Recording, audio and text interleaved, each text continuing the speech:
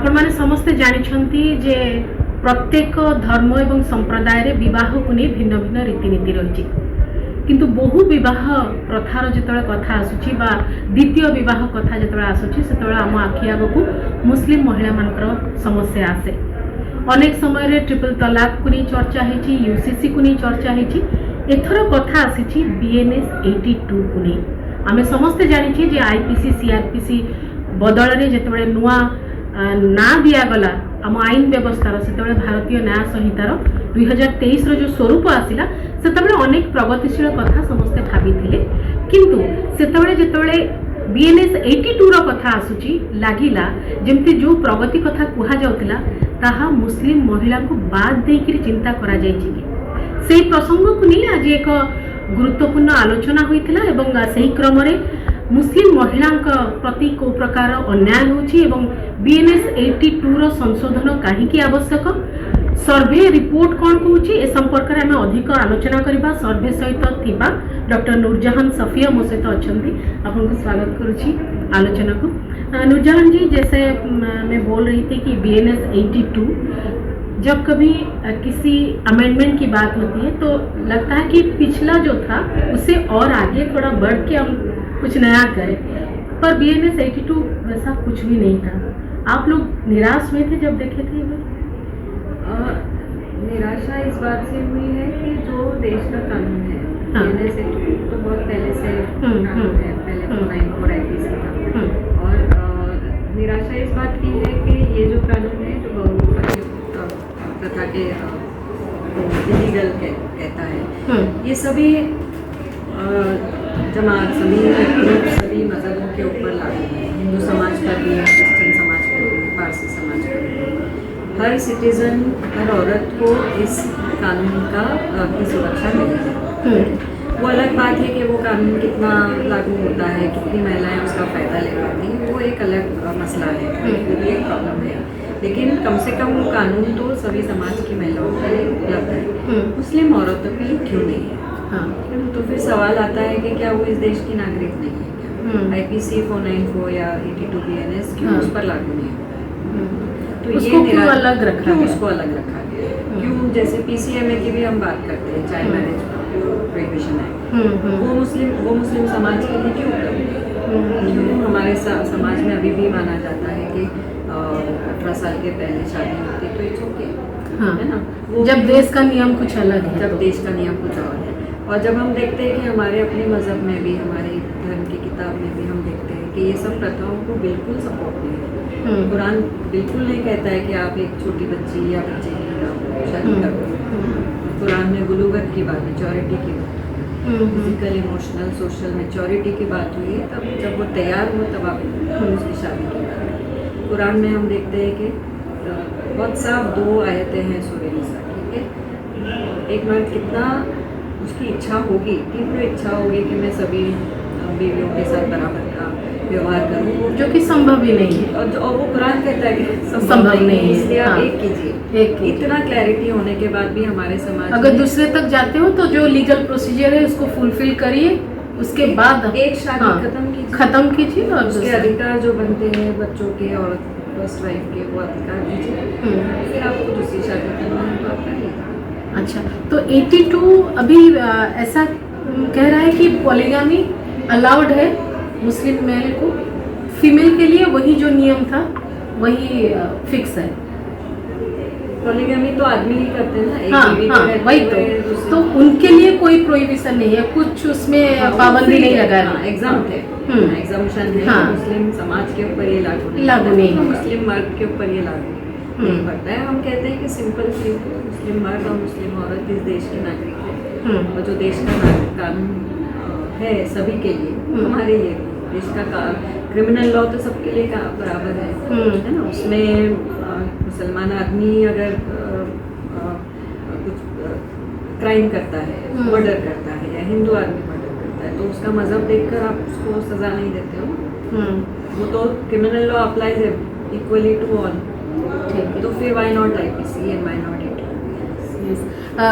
भारतीय मुस्लिम महिला आंदोलन जो आपका मुहिम चल रहा है, ट्रिपल तलाक के वक्त से हम लोग देख रहे हैं कि कुछ ऐसे बात भमा के बारे में भी बोला गया कि राइट विंग के साथ है, इनका अलग ही एजेंडा है, ये सब बोला जा रहा था। तो अभी आप जो BNS 82 के बारे में बोल रहे हैं, तो जिस सोर्स से वो सब एलिगेशन आ रहा था, अभी उनमें से कुछ आ रहा है क्या, कुछ रिएक्शन है क्या? ये तो सिर्फ ट्रिपल तलाक के वक्त में नहीं, जब हमने इसकी शुरुआत की थी 2007 में, हाँ। तो ये हमसे पूछा गया था कि आप भारतीय नाम क्यों लगाए हो, हाँ। आपको बीजेपी के साथ, क्योंकि वो भारतीय जनता पार्टी है, इसलिए आप भारतीय मुस्लिम, तो नाम से प्रॉब्लम हो गया था शुरू से ही। हाँ, अच्छा। और ये हम सब जानते हैं, जब समाज के अंदर परिवर्तन की, बदलाव की, रिफॉर्म्स की बात होती है, तो समाज का एक तबका होता है जो उस बदलाव के खिलाफ खड़ा होता है, वो बदलाव नहीं लाना चाहता, क्योंकि वो उससे उनका पावर कम हो जाता है। तो फिर अलग अलग एलिगेशंस लगाए जाते हैं, पर्सनल एलिगेशंस लगाए जाते हैं, कैरेक्टर असैसिनेशन होता है, ट्रोलिंग होती है, आज के समाज में तो सोशल मीडिया ट्रोलिंग होती है। हाँ, और तो ये बहुत क्लियर हमारे बमा के विजन स्टेटमेंट में भी लिखा है, और हर बार हम ये कहते हैं कि हम एक सामाजिक संगठन हैं। हाँ। हम सामाजिक न्याय के लिए काम करने वाले संगठन हैं, मुस्लिम औरतों के लिए, न्याय के लिए लड़ने वाले संगठन हैं। हम किसी भी पार्टी से हम नहीं जुड़े हैं, किसी भी कल्चरल ऑर्गेनाइजेशन से नहीं जुड़े हैं। हम एक इंडिपेंडेंट, सेक्युलर, राइट्स बेस्ड मुस्लिम महिलाओं के साथ, जो मुस्लिम महिलाओं की डिग्निटी, उनकी रेस्पेक्ट, इक्वालिटी, इक्विटी के बारे में।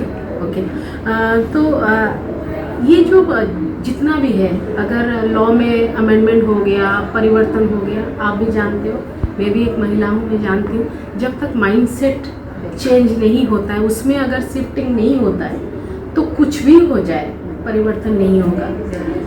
तो बहुत बार मैं भी बात करी हूँ, जैसे पॉलीगामी के बारे में अगर किसी को बात मैं करती हूँ, तो वो लोग बोलते हैं किसके पास इतना पैसा है जो 4-4 बीवियों को रख के पाल के या किसी को मेंटेनेंस के लिए दे। ये सब आजकल नहीं होता है, वैसे कुछ लोग बोलते हैं, पर आपका सर्वे रिपोर्ट कुछ और ही बोल रहा है। तो ये क्या मतलब भारत दो तरह से दिख रहा है। कुछ लोग हैं जो बोलते हैं कि बिल्कुल नहीं है, हम लोग एक को संभाल नहीं पाते, जैसे बोलते हैं सब, एक को नहीं संभाल पाते, एक फैमिली चलाना मुश्किल हो रहा है, आप 4 के बारे में कब की बात बोल रहे हैं, ऐसे बोलते हैं। तो इसके लिए आप क्या बोलते हैं? इसमें हमने हमारे स्टडी में ही हमने देखा कि बहुत कम ऐसे पुरुष है जो 2 या 3 फैमिली को बराबर से चला रहे हैं। हमने देखा है फर्स्ट वाइफ को अबेंडन किया जाता है, पहली बीवी को खर्ची मिलना बंद हो जाती है, पहली बीवी को काम करना शुरू कर देना पड़ता है ताकि वो अपना और अपने बच्चों का ख्याल रखे, उसको अपने पेरेंट्स पर डिपेंडेंट हो जाना पड़ता है ताकि खुद का और बच्चों का ख्याल रखे। तो अगर 4 फैमिलीज या 2 फैमिलीज भी अगर वो ठीक से चला पाता तो शायद ये स्टडी करने की हमें ज़रूरत भी नहीं। लेकिन बहुत क्लियरली फर्स्ट फैमिली को हर किस्म की तकलीफें उठानी पड़ती, लेकिन अभी भी मुद्दा वॉल्यूम का नहीं है। अच्छा, कि कम फैमिलीज होता है कि कितना ज़्यादा, अगर एक के साथ भी होता है तो वो गलत है। दूसरा, चाहे एक हो या वो 100 हो, लीगल लेजिस्लेटिव प्रोटेक्शन हर सिटीजन को, और वो स्टेट वाइज अलग अलग नहीं होना चाहिए, स्टेट वाइज सेंट्रली एक ही तो सेंट्रल लेजिस्लेशन है, हर औरत के लिए वो एक्सेस हो। हाँ, नहीं जैसे मैं कुछ देर पहले भी बोल रही थी कि असम प्रोहिबिशन बिल जो आया है, पॉलीगमी प्रोहिबिशन बिल आया है, तो वो स्टेट का आया है, तो वैसा नहीं होना चाहिए। सेंट्रली एक लॉ होना, जो अमेंडमेंट हो वो सेंट्रली हो सबके लिए, बिल्कुल, और सबके लिए हो, और सभी जो स्टेक होल्डर्स हैं, चाहे वो हर, क्योंकि यूसीसी अगर आएगा तो वो सभी समान सभी लोगों के लिए आएगा, तो जितने भी स्टेक होल्डर्स हैं उनके साथ बातचीत होनी चाहिए। अगर कोई सरकार कोई ड्राफ्ट भी निकाल रही है तो उसके ऊपर चर्चा हो, जब पहले होती थी। है ना, सभी मुस्लिम औरतों से आप बात कीजिए, हिंदू औरतों से बात कीजिए, जो धार्मिक संगठन है उनसे बात कीजिए, जो एक पढ़ा लिखा तबका होता है हर समाज में उनसे बात कीजिए, जो गरीब तबका है जो सहता है, खासकर औरतें जो सहती है, उनसे पूछ लीजिए कि ये इस तरह का कानून है तो कैसे होना चाहिए। डिबेट डिस्कशन, इसके ऊपर बातचीत होने के बाद कोई लेजिस्लेशन, क्योंकि इसका अभी असर तक इतना ज़्यादा बात नहीं हुआ है हो रहा है। तो हम चाहते, और ये फिर असम का अलग है, हाँ, उत्तराखंड का अलग, गुजरात में अलग एक प्रोसेस चल रहा है। तो सब अपने अपने हिसाब से यूसीसी बनाने लगे हैं, तो वो जो ऑब्जेक्टिव है उसको फुलफिल नहीं कर सकते। आप कितने ड्राफ्ट पढ़े, हाँ वो तो और है। असम में क्या लिखा है और गुजरात में क्या लिखा है, हम कैसे उसका वैसे ही लीगल जो बात है वो बड़ा ही मतलब क्लिष्ट होता है, बहुत ही सबको समझ में आने जैसा चीज़ नहीं होता है उसमें। और एक बात, हर वक्त मुस्लिम कम्युनिटी के बारे में, अपीजमेंट के बारे में बात होती है, पर अगर मुझे लगता है अगर इतना ही अपीजमेंट हुआ होता तो एजुकेशन में अपलिफ्टमेंट हो जाता, उनकी लाइवलीहुड, उनकी जो रोजगार मिल जाता, सब कुछ हो जाता। फिर भी एक मतलब जनरली बोल रही हूँ, 1929 में वर्जीनिया वुल्फ बोल रहे थे कि रूम ऑफ एवरीवनस ओन, हर महिला की अपनी एक रूम होनी चाहिए, अपनी एक स्पेस होनी चाहिए। अगर वो होता तो ये जो चीज़ जो तोड़ देता है महिला को, किसी भी मुस्लिम महिला को, जैसे सेकंड मैरिज करके पति आ रहा है तो जो तोड़ देता है इमोशनली, उसको जो ब्रेक डाउन कर दिया जाता है ये सिचुएशन, वो नहीं होता क्या अगर वो कॉन्फिडेंट होती, या अगर उसके मतलब उसके पास ऑप्शन होते लाइफ के, तो शायद कानून की भी ज़रूरत नहीं पड़ती। क्योंकि कानून जब लाना पड़ता है जब समाज में नाइंसाफ़ी होती है, जब मेरे साथ नाइंसाफ़ी होगी तो मैं कहाँ जाऊँगी। तो मेरे लिए अगर कानून बनता है तो मैं वहाँ जा सकती हूँ। अगर समाज में इतना इक्विटी, इक्वालिटी और इतना सबको एक दूसरे को समझ के लेने वाली प्रवृत्ति अगर मनुष्य की होती, इंसानों की होती, तो शायद कानून बनाने की भी ज़रूरत नहीं पड़ती। ये जो breaking the silence survey report है उसके बारे में थोड़ा सा मेरे ऑडियंस को भी बोल दीजिए कि क्या एग्जैक्टली, थोड़ा सा बोल दीजिए। तो ये मेन स्टोरी, मेन जो स्टडी है 2,500 उसका ये छोटी सी समरी है।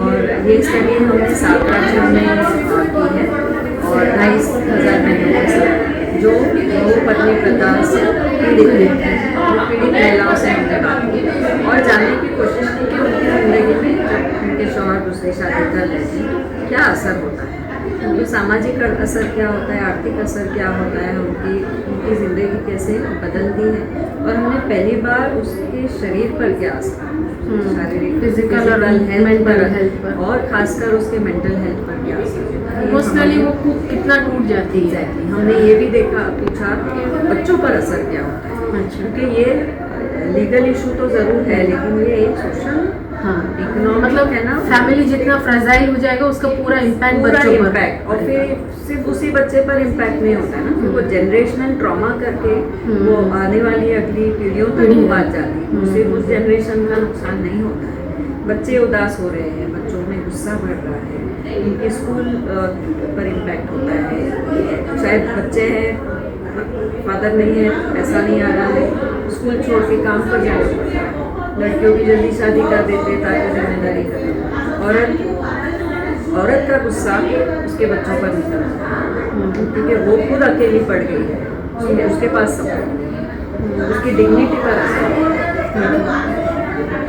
उसके मन में एक शेम, एक तरह से गिल्ट भी होता है क्योंकि मैं तो जिम्मेदार नहीं हूँ, मेरे में ही कुछ कमी हो गई, में तो कुछ कमी नहीं है, तो फिर इतनी उदासी, इतना गिल्ट, इतना गुस्सा, ये मेंटल हेल्थ, मतलब जैसे लगता है ना आपको रिजेक्ट किया गया, एग्जैक्टली आपको रिजेक्ट किया गया और दूसरा कोई आया है जो रिजेक्शन मुझसे, बहुत भारी पड़ता है, हाँ, है ना? हाँ, तो एक कोपिंग मैकेनिज्म भी रहना चाहिए, ये सब तो होगा, उसके बिल्कुल। साथ एक कोपिंग मैकेनिज्म भी सोसाइटी के तरफ से रहना चाहिए। जी, मुझे आशा है कि मुस्लिम महिला आंदोलन जो है वो काम भी करता होगा, आप करते हैं, इतने साल से कर रहे हैं, वो काम बहुत ज़रूरी है क्योंकि हमारे पास कोई नहीं है, हमारे साथ कोई नहीं है, ये सोच ही हमें डरा देता है, तो वो थोड़ा चेंज होना चाहिए, उस पर आप लोग काम कर रहे हैं। हम चाहेंगे कि जो BNS 82 है उसके जो काम है वो और ज़्यादा लोगों तक पहुँचे और जो पीड़ित महिलाएं हैं वो भी अपने अधिकार के बारे में जाने और कहाँ पे आवाज़ उठानी है वो भी वो जाने। बहुत बहुत शुक्रिया इतना टाइम दिए, थैंक यू सो मच। आम आलोचना करुले मुस्लिम भारतीय मुस्लिम महिला आंदोलन डॉक्टर नूरजहान सफी आम सहित थे जो मैंने ब्रेकिंग द साइलेंस नामक गोटे सर्वे रिपोर्ट आनी आम सामना को जो थे BNS 82 रे मुस्लिम महिला प्रति जो प्रकार डिस्क्रिमिनेशन करा जायछि, जो भेदभाव रखा जायछि ताहा हवा उचित नुहे। से संदर्भ में सर्वे रिपोर्ट बहुत गुरुत्व बहन करुछि। ए संपर्क में आहरी अधिक अधिक आलोचनार आवश्यकता रही, समस्त पर्यंत सचेतनतार वार्ता पहुँचवा दरकार। एवं आम चाहबू जे जेतबेले ट्रिपल तलाक को समस्ते एते निज जेतबेले सरकार गोटे गुरुत्वपूर्ण पदक्षेप नेले बोली कहउचंती सेठी BNS 82 संपर्क में मध्य विचार करिवे एवं सेथिरे आवश्यक संशोधन खूब शीघ्र आणिबे। ताहले मुस्लिम महिला निजकू अलगा बोली भाविबेनी। प्रत्येक महिलांकर मर्यादा तांकर सम्मान तांकर समानतार अधिकार जमती रही सेमती मुस्लिम महिला को मध्य मिलवा दरकार। सोसाइटी प्रोग्रेसिव होवा दरकार, सोसाइटी इंक्लूसिव होवा दरकार। स्वतंत्र आलोचना को ये रखुछि। नमस्कार।